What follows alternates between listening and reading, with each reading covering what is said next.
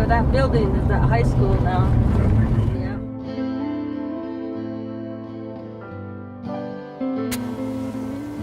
Good afternoon. My name is Catherine Minthorn. I'm a member of the Confederated Tribes of the Umatilla Indian Reservation. I'm a technical assistant specialist with Intertribal Agriculture Council. We're contracted by the USDA to provide outreach and technical assistance to tribes nationwide. My region is Oregon and Idaho. However, as I mentioned, I've got previous training through Intertribal Agriculture Council. We had a contract back in about 2004 with Risk Management Agency, that is the catastrophic crop insurance part of USDA. And we put together this financial record keeping for farmers and ranchers. We went out on the East Coast to we're in Maine for about a week with attorneys, Risk Management Agency, representatives from the Hispanic farm organizations, the black farmers, but all of the minority organizations were represented there. So we put this financial record keeping system together, and it's really generic. It doesn't specify, Indian or non-Indian. There is some parts in here that I've changed in my PowerPoint presentation that will be directly toward tribes and Indians. But for the most part, it's pretty generic. And the thing that I like about it, it is very easy to follow. When we first started dealing with financial record keeping and tax, anytime you talk about taxes, it almost makes people panicky because they don't understand it. But the more that you know, the more it empowers you and can help you walk through those times when you think you don't know what you're doing, when you really do. But again, my name is Catherine Minthorn. I'm located in Pendleton, Oregon. This is my contact information. It's also on the card in the folder that I gave to you. IEC, we were founded in 1987. We're founded by a directive from Congress. We are here specifically to provide technical assistance, which is any kind of assistance to any Indian farmers and ranchers in North America. We have offices. We're set up the same way as the Bureau of Indian Affairs by region. I'm in the Portland area. Down here would be the Navajo area.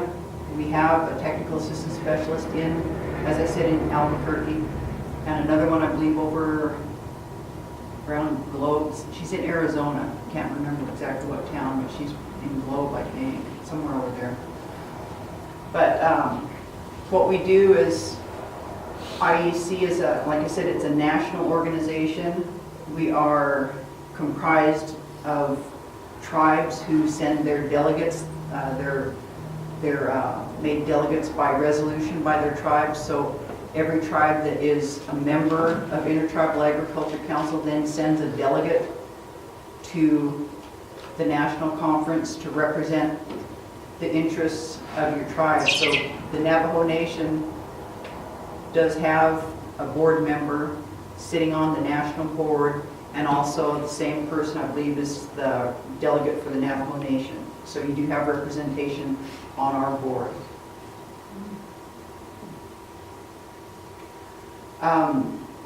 As it says, as we grew into prominence by working with tribes, working real closely with the USDA, we've made a lot of partnerships. We've worked closely with all the agencies within the USDA.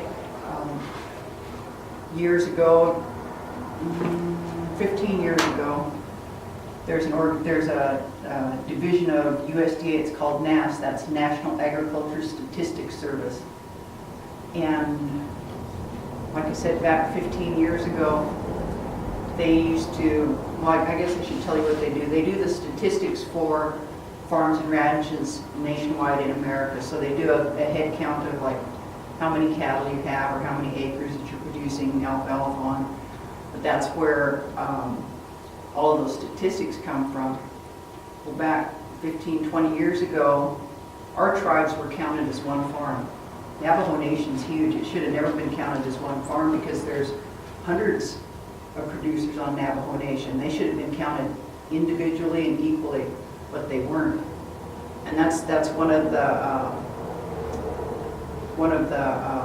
endeavors that Intertribal Agriculture Council took on, was to make sure that every one of us are counted individually, because that's where funding for programs comes from, off of those statistics.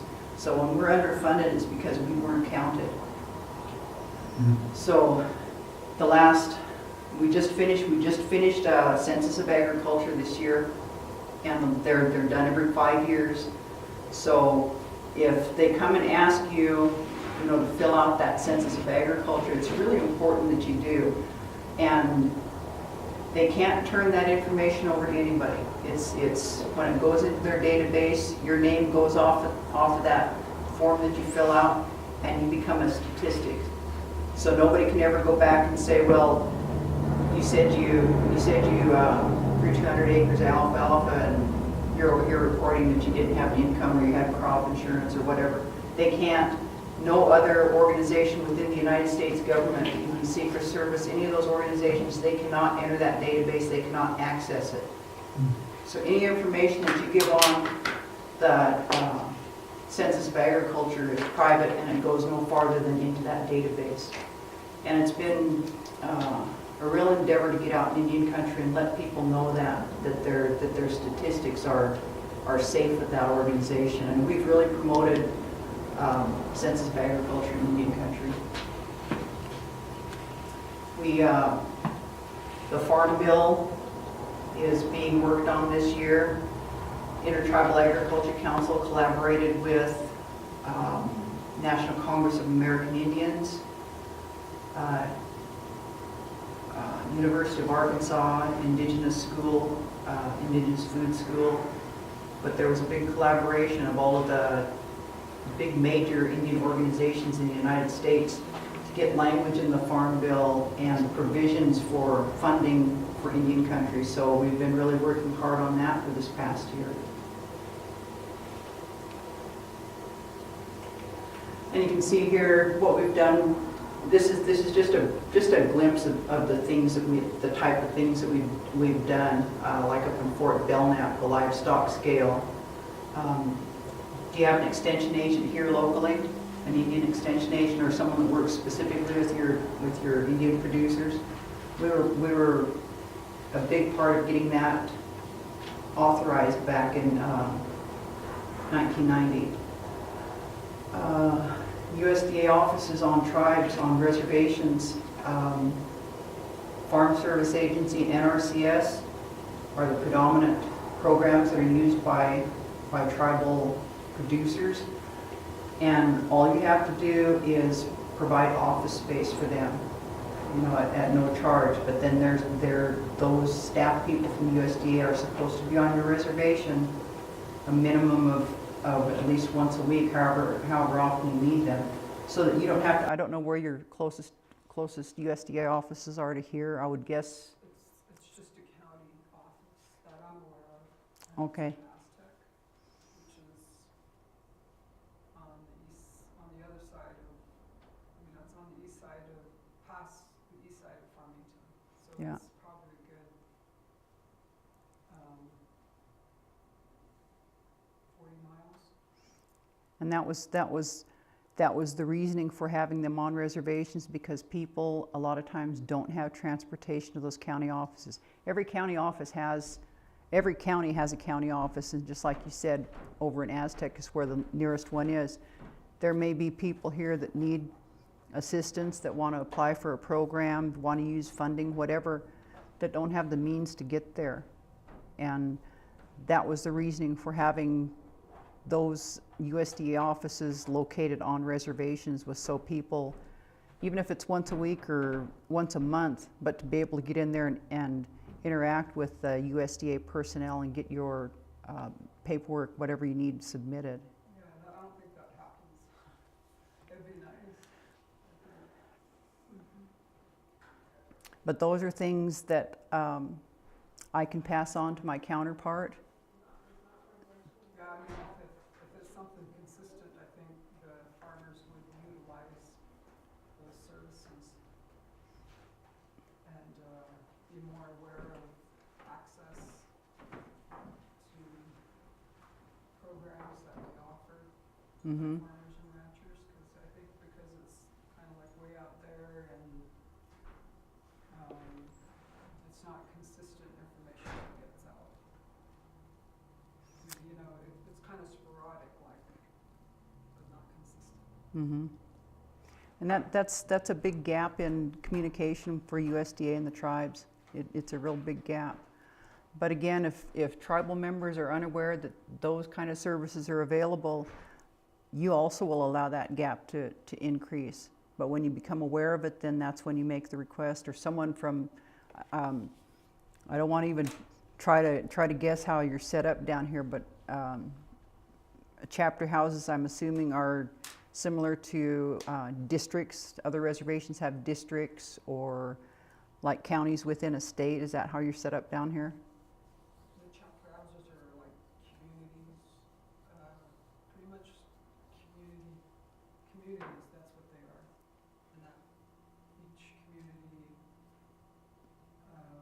whether they're small or big, like Shiprock, there's a chapter house. Okay, and which one here, like if you wanted to request something like this, where's the nearest tribal facilities, a building that would have access to a telephone and internet and an office space, a desk for a USDA person? Where would that be located here?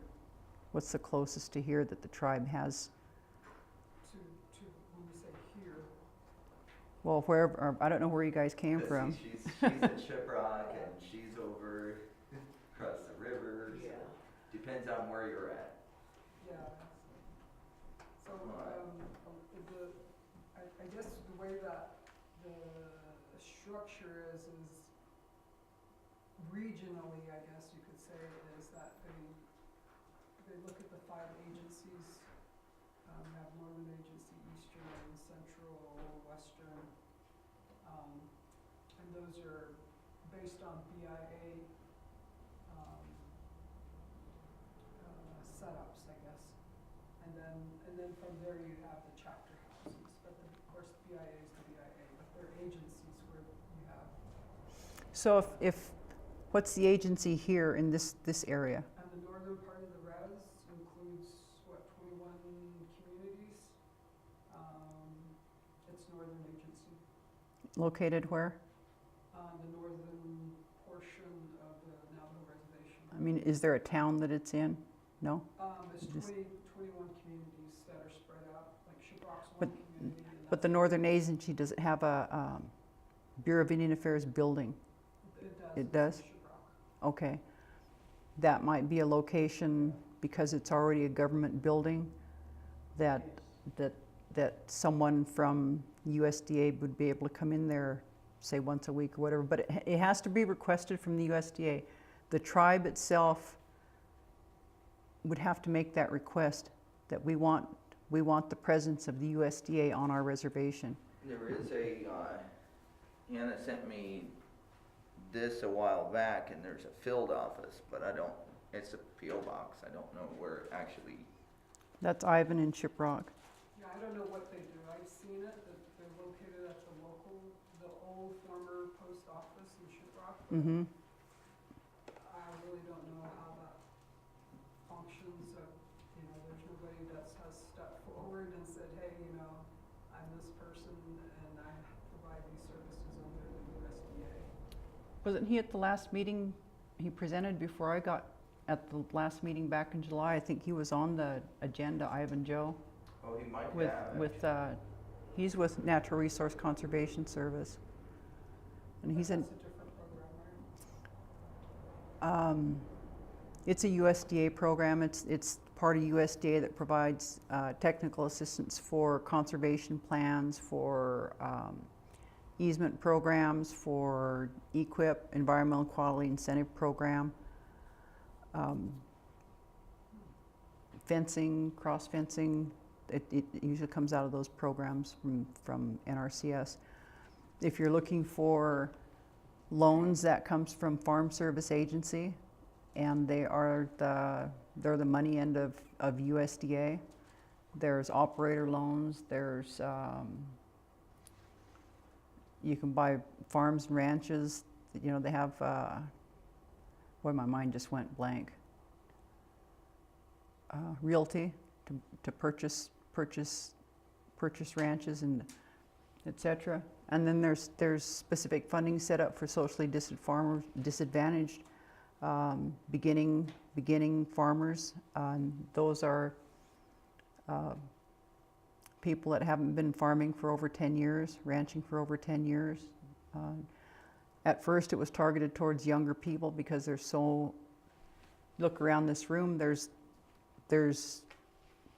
no, I would say 30 and under youngsters in here, not even 40-year-olds, you know, and it's, this way of life is depleting really fast. You know, even though we raise our children this way and we think that they're going to follow in our footsteps, they take off and leave us high and dry like normal, you know, and we don't know who's going to step up and take over the role and responsibility of producing food, you know, to sustain our bodies. But anyway, every tribe nationwide that wants that kind of presence on their reservation has the right to it. You have the right to it through the Farm Bill, through legislation. Back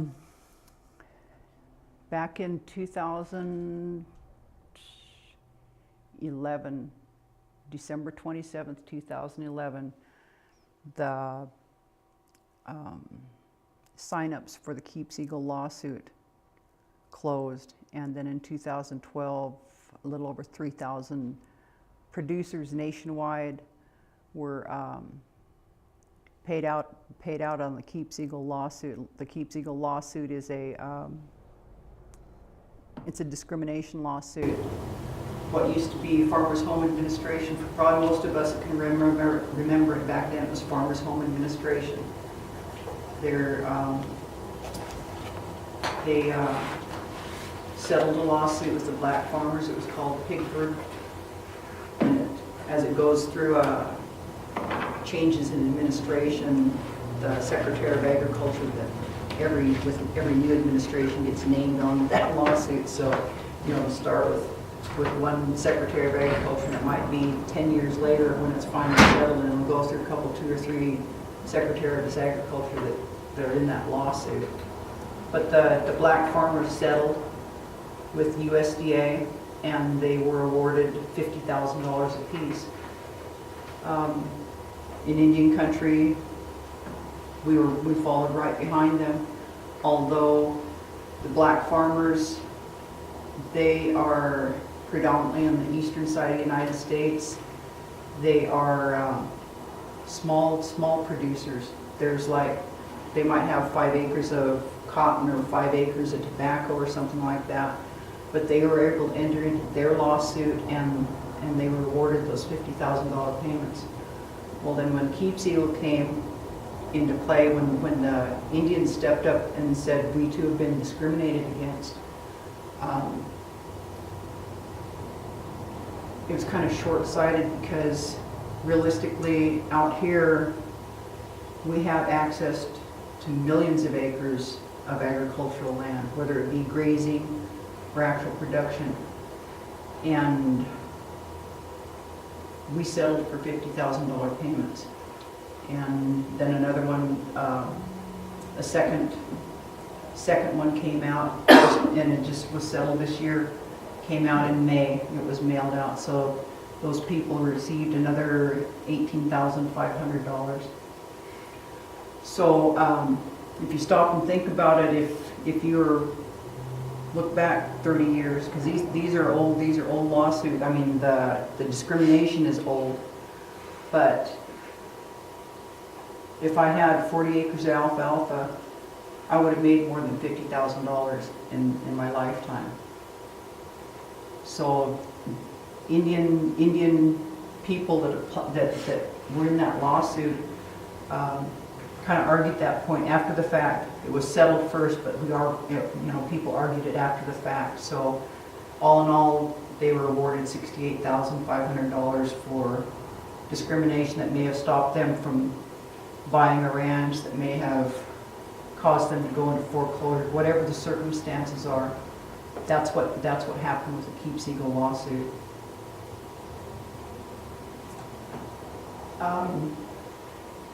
As you can see here, it says the Farm Advocate Program. That's when I first came on to Intertribal Agriculture Council, was with the Farm Advocacy Program. And I was a part-time employee back in the 90s, like 95, 96, 97. And Clarika Mandan was one of the farm advocates at that time as well. She was also one of the lead plaintiffs in the Keeps Eagle lawsuit. Keeps Eagle, Georgia, Maryland, Keeps Eagle are in North Dakota. Clarika Mandan, she's also Fort Berthold, 3 affiliated tribes. They're all based out of North Dakota. And you can see there, I talked about RMA, Risk Management Agency. You can see here that IEC was instrumental in the design and pilot program of their rangeland insurance program. I don't know if any of you use insurance on your rangeland. It's available, and it's through the Risk Management Agency. And I've got more information later on in my presentation about where your closest Risk Management Agency office is as well. What does it cost more or less for? It's a flat rate. It's based on your acreage. Do you know roughly what it would calculate to per acre? Not down here.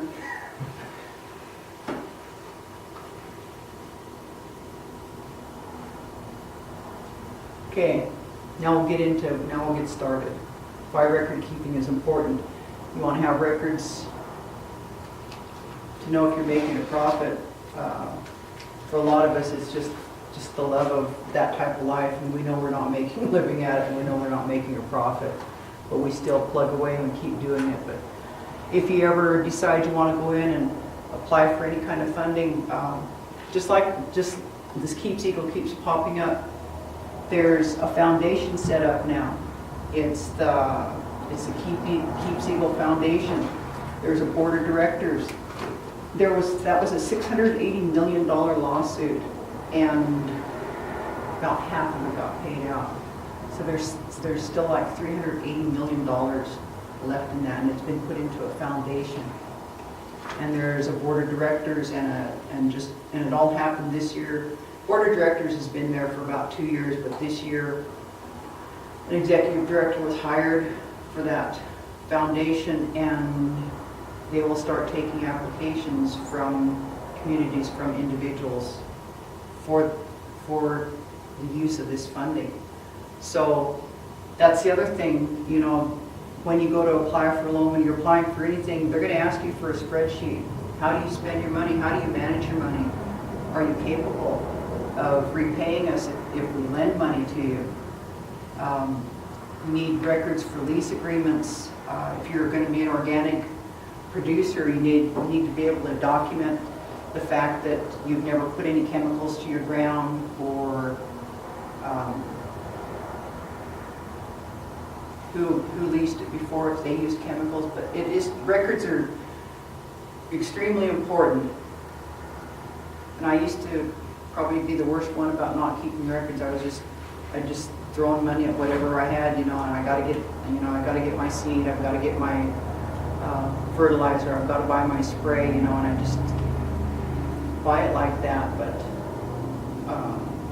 record keeping helps you budget your money, budget for the crops in the spring, or the spray in the spring, whatever you might need. Recording your income and expenses gives you an accurate, sound financial view of your operation. And this is where we'll start getting into this book. We're going to go over accounting terminology. And I want you to know that it's just like talking a foreign language, because it's just like any government agency, they talk in acronyms, and accountants talk in their own language. But when you understand the main key phrases that they're talking about, then you'll understand what they're trying to get across to you. And that's why we worked so diligently to get this workbook put together and to try to make it so that you can be comfortable and knowledgeable when you go to talk to someone about anything financial. We can go over spreadsheets, outline the type of finances you keep track of. We have hypothetical records in here. We have examples of loan applications. And then to help you make the connection between the financial records, like your balance sheets and a Schedule F. And a Schedule F is a tax form that you file, if you're a farmer or rancher, that you file every year. I know that in Indian country, most producers don't, but that's what I was talking about last time I was here, that the non-Indian farmers and ranchers, when they're getting ahead, a big part of it is how they file their taxes, a huge part of it. And there's so many tax shelters in the IRS for farmers and ranchers, you know, and if they're giving it away, we might as well have part of that pie too. Okay, we'll get into the introduction of basic concepts. The Schedule F, which is a profit or loss from farming. And I keep talking about the Schedule F. It's similar to like when you have little kids and you file for childcare, that one sheet. I don't know how long it's been for a lot of you, but there's just a one-sheet form that attaches to your income taxes, and it goes in one of the lines in your income tax form. That's all a Schedule F is. A Schedule C, a Schedule F, there's several different forms that can be used, but for farming and ranching, it's a Schedule F. We'll go over some IRS definitions, what you can write off, tax payments. I don't know if any of you are paying taxes on your operations. If you are, then there might be a way to get around be getting something back instead of paying in. And we always advise you to get, you know, a competent tax accountant. When I went to look for my tax accountant, I had to find one that was close to my reservation that understands taxation on reservations, because our reservation has a casino. Our income from our casino is not tax exempt. So I have to pay taxes on the dividends that are paid out of our casino. And back when ours started up, it was at the tribal membership voted that 10% of the revenue from our casino would be paid out to the membership, which is really a small portion, because for a lot of us, all it does is puts us in a different tax bracket, because we get that little extra. It's like $400 a quarter, can be anywhere from $400 to $500 a quarter, but a lot of times it's just enough to bump you up into the next bracket, you know. And if you hadn't, you can't get away and say I don't want to take it, you know, because they just give it to you. So you need to find a tax consultant, someone that does taxes, that understands taxation on reservations and farm and ranch taxes. So I looked around and I found a lady that was in a little town. You know how all reservations have those little towns that border the reservations? I found one in a town like that, and she was a whiz at farm and ranch taxes, and she also understood and did a lot of taxes for Indians on my reservation. So I found that golden goose. I found the right person to do my taxes, and she's done my taxes for probably 15 years now. And just this past winter in December, I didn't even know it happened. She passed away, and I went in her office. I made my appointment and everything, and I went in March, I think it was. And I was really, number one, I was shocked. You know, I knew she was kind of sick because she had a breathing thing on for years. I mean, I thought it was because she smoked too much or something, but she had passed away. But the lady that she had brought in about 3 years before she passed, She had trained her in the taxation on the reservations, and this young lady does a phenomenal job. So I still have a good tax lady that does my taxes, and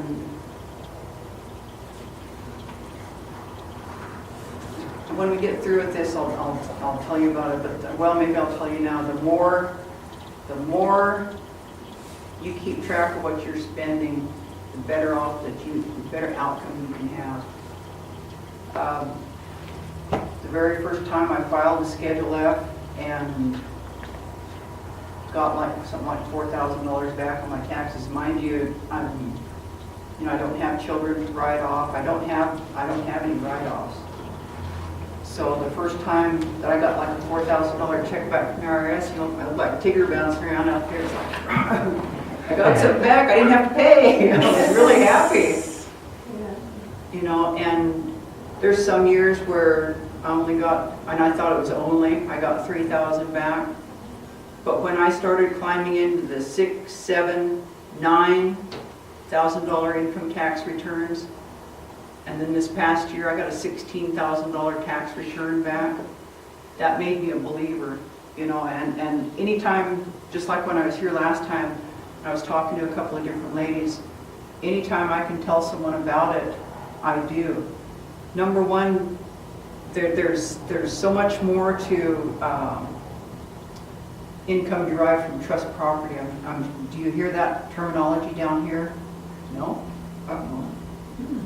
Okay. Up in my part of the country, income derived from trust property means like if you're grazing your cattle, your sheep, your horses, whatever you're raising, producing, in order to be tax exempt on that particular piece of land, you have to own it. I'm honestly, down here talking in Navajo Nation, I don't know if you own your land individually. When you say own, what do you mean? Yeah, do you have title to it? I have the title to my land that's in my name is held in trust by the Bureau of Indian Affairs, by the federal government. Okay, I think that's where we That's where we're at. There are permits. Okay, it's not a permit, I own it. I have total authority on my land to do what I want with it. If I choose to say, I don't want to raise anything on it, I don't want you on it, just leave me alone, Bureau of Indian Affairs, I can do that. Really? Wow. It's basically the same, that's right. No? Well, when you get grazing, it's a permit, right? But it's not a, It's Are you a the checker farm. The farm is the same way your land use permits. So the farm are based on permits. Grazing is a permit, and but the oversight is still the BIA. But the Navajo Nation owns it, correct? But the Navajo Nation has like a farm board and has a grazing, but just from personal experience, I know that the BIA still has oversight. They still say yes or no to, depending on what the circumstances are. Like if you have title, because if you have title, that means you can take it out of trust and you can have, it's called deeded land, which means that, number one, it's taxable. Number two, you can do whatever you want to with your land. No, You can can't need it. You can use it for collateral, you can sell it, you can do whatever you want with it. So if you can't do that with your land, then you're not a landowner, you're like you're saying, you're a permittee. Okay. So some of this stuff won't pertain to you. I think you could still do it, it's just that, I mean, it's, I don't know, it's pretty, you can't sell it. it's pretty frustrating. Yeah, that's all I can say. Yeah. It's pretty frustrating. You can only do so much. Okay, we can get into our book. The first story is a challenge story. It will be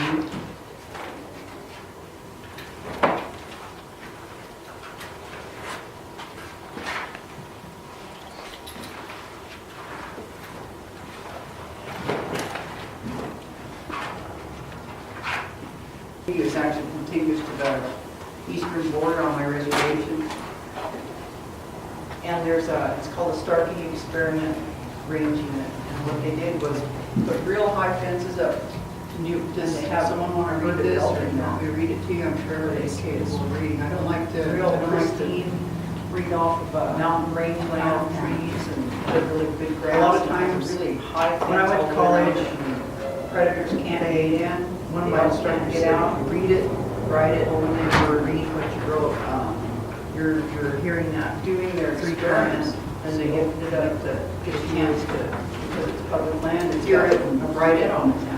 Read it theirs 3 times. For non-Indian ranchers, the past 3 years, the Indian ranchers have been raising calves from 1 day old to 300 pounds. The amount of cows they raise.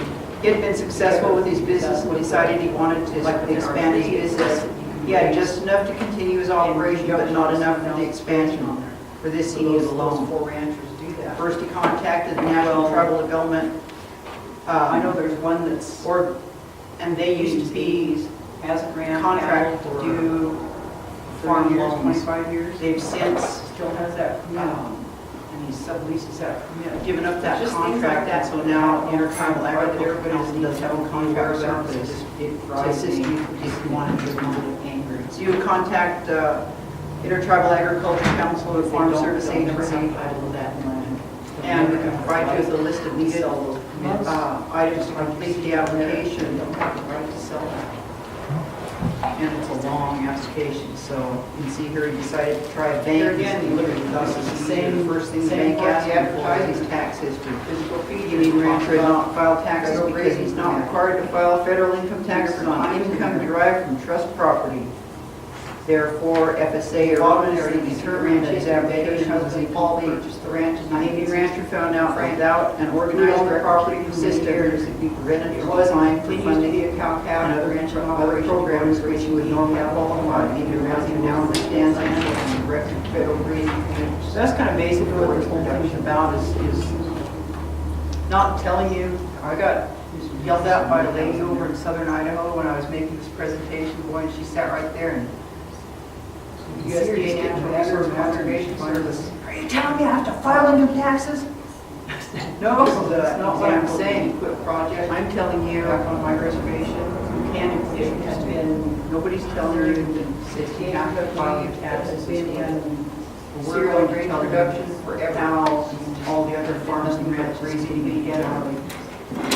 And in agriculture, it was taken and why they're not put into that's what we're here to tell you, and how to stay afloat, and how it will work for you. If you switch your crops off, you know, at no isolate your land, it helps your land come back right up front. So it was taken out of cereal grain production and put into alfalfa production, dryland alfalfa. In the book here, you can go through and see these success stories. And these are, they're written like parables, you know, so that it's easy to understand and to help you get through what we're trying to convey to you. Between 14 and 16 pennies out. Yakima farmer has been working in agriculture industry for about 20 years. About 2 years ago, he decided he wanted to do himself, which makes it similar to some of you who've been here. Did it in a lifetime, so you have to venture out there on your own. Revitalize the land. This is for years that support games before he decided to purchase an ordinary income and production. He's his own operator, his own employer. Does anyone know the Yakima farmer went to Farm Service Agency to get a $200,000 loan for real estate purchase and a $200,000 operating loan? This process can be extremely extensive, and the amount of support documentation required by the FSA, they require a 5-year. FSA, Farm Service Agency, requires 5 years of income tax production reports, current personal assets and liability information, as well as any other pertinent information in your operation. Fortunately, the Yakima Indian farmer had all the information organized, and the process of compiling required information and inserting information into forms was done quickly. It allowed the application to be submitted and processed in what would have been a 6 or 7 month process, took about 3 months. And it can take, if you don't have what they're asking for, and you have to compile it, put it together. Just like what that's saying, it can take 6 or 7 months, even longer if you drag out over a year. Because they won't, USDA is not going to cough up anything until you show them what they want to see. In the next section, we're into the concepts and definitions. And these, are any of you have a background in accounting or any of the accounting terminology? You're an accountant? Good. So you've heard all this terminology. A lot of us, unless we took some kind of accounting in college, like I took the series of accounting, and I went through managerial accounting, but you know, that was 20, 30 years ago. I can't remember most of it now. It's not, if I used it every day, I probably would. But in the second section, I believe it is, of your workbook, we have the concepts, accounting concepts and definitions. And that'll help you, it's like it says here, assets, anything that you own that has value, including physical objects. That's called tangible assets. And rights. Rights are intangible assets. Assets are valued on the balance sheet and classified into the following categories: land, house, breeding stock, tractors, cars, etc. are tangible assets. We as members of federally recognized tribes have rights to public land. We have treaty rights to timber, minerals, water, hunting, fishing, land. Those are intangible rights. And this is one that I really get up on my soapbox and preach around about, is our intangible rights. Because up in my part of the country, and I don't know how it goes down here, but up in my part of the country, we as tribal members retain rights for hunting, fishing, gathering berries, gathering roots on public lands, which is Forest Service lands, BLM lands, any federal lands. We still retain those treaty rights. When we sign those treaties in our usual and accustomed gathering areas, we still retain those rights. So when I'll get back to that. No, I'll get to it right now. I became aware that like this is an actual advertisement that I found, and it was for a ranch that was in Elko, Nevada. It's for sale. You know, and you read it, you don't think anything of it. You go through there and you see that it's got, you know, it's got a ranch house. It says the land area consists of over 2,800 acres. It's got water rights, capacity to carry 300 cattle, 300 head of cows. It has wild hay and meadows, harvest 3 to 400 tons of hay. Here it goes into the, and this is all in this advertisement, and you can see where it, what the carrying capacity is on each different piece of land on there. And the carrying capacity is? How many it can graze, how many head of cows and calves, AUMs that it can graze. That's the carrying capacity? Yeah, it's called the carrying capacity. How many it can hold? Right. So I was reading along on there, and I got clear to the bottom, and Elko's right in the middle of Indian country. You know, there's Paiutes all over the place out there, several Paiute reservations.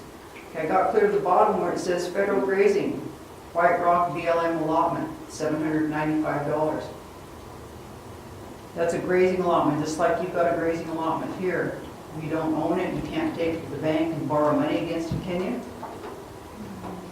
Oh, No, it's not an allotment, something under the. or permit, but you can't Yeah. take your permit to borrow money against it. Don't believe so. I mean, Okay, if somebody really wanted to do it, I suppose they could try, but. no, the bank would But ask, for the most part, I don't think anybody does that. the bank would ask you to show how that how you had the capability of borrowing on someone else's land. They'd make you prove it. But anyway, I put it in red because it just fired me up the first time I read that. I was furious because they don't own that land. This is a ranch that's for sale. They're never going to own that 795 acres.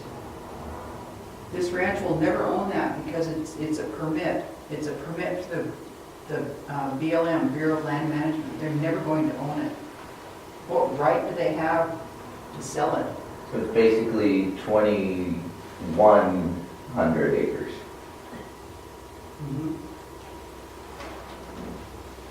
But this goes on all the time. You know, I don't know if do you remember reading about the Dan sisters down there in central Nevada? Same kind of thing. They were grazing on their usual and accustomed. Their cattle were and horses were rounded up and loaded up and sold. The Dan sisters went under. And we as tribal people need to stand up for our rights. If we've got treaty grazing rights, if we've got treaty usual and custom rights in an area, if we don't use it, we lose it.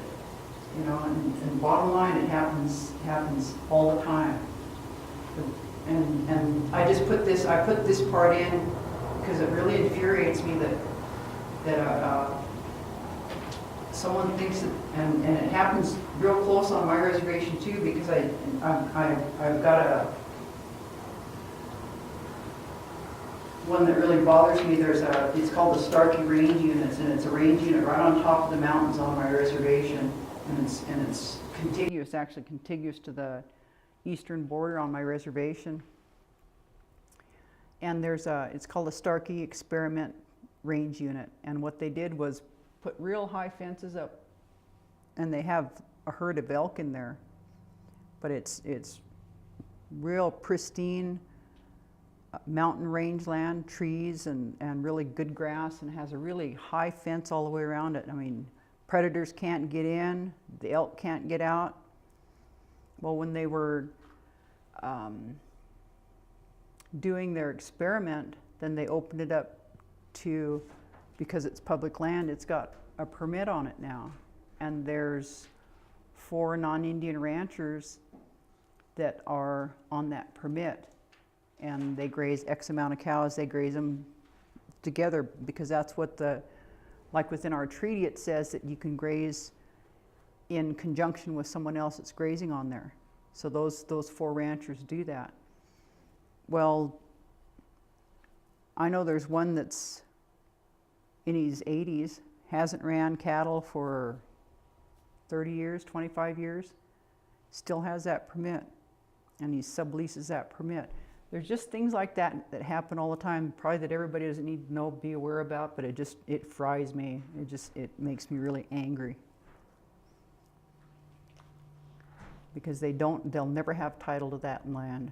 They'll never have the right to sell those permits, just like you're seeing on there. They don't have the right to sell that.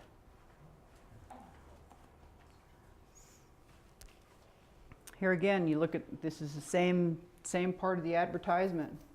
Physical features, it talks about the federal grazing permit. 2 different times in there. In the bottom there, you can see the ranch history. Betty and her husband Paul purchased the ranch in 1963 from Frank, who had owned the property for many years. It was and continues to be a cow-calf ranching operation devoted to raising beef cattle for market, utilizing both deeded land and federal grazing permits for forage production. Threw some pictures of some moo cows in there.